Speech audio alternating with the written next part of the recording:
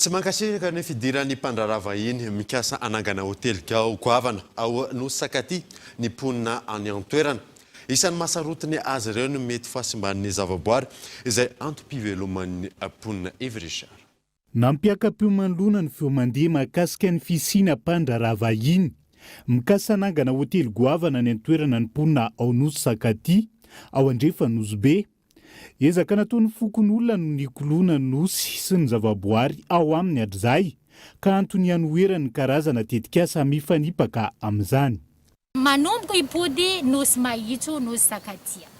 Noho ny ino ezaka ataon'ny fokon'olo ato Sakaty magnano fambolena azo isan-taogno miaro ariagna an-dranomasy ao ke mba miangavy zahay aminareo manampahefagna nosy ne tsara ty mba tsy hirobatigna ampidirigna investisseur andeha hanaovagna hôtel grande standing international zay fa tsy hifagnaraka aminay.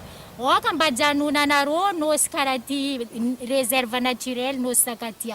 Karaha ataontsika amin'ny Lokobe satria amin'ny changement climatique io gaz à effet de serre io zegny tegna mampanonga hafanagna amin'ny tany. Tombony ho an'ny Nosy-Sakaty ny fananany zava-maniry sy biby mahasarika mpizahan tany maro.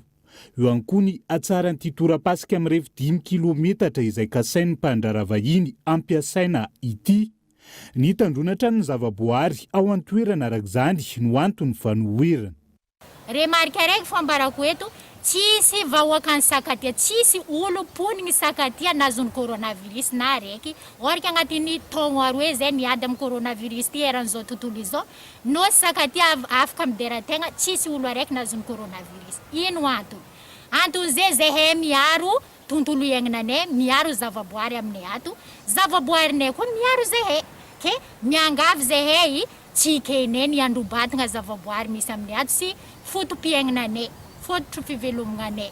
Mba hajanonanareo karaha ty, ataovanareo réserve, deuxième réserve naturelle forestière ny Nosy-Be, Nosy-Sakaty karaha ataon'ny Lokobe io koa. Zay fiangaviagna ary zay miavitra. Efa maro ny hetsika fanairana nataon'ny mponina ampisehoana ny fanoheran'ny tetikasa. Vahoaka maro izay mivelona amin'ny fanjonona sy ny fizahantany ihany koa no very asa sy fivelomana raha miroso ny tetikasa. Isan'ny tondra faisana goavana anatin'izany ny ao amin'ny fokotany Ampasindava sy Sakaty ka antony hangatahany izy ireo ny fanaraha-maso akaiky ny zava-misy any an-toerana.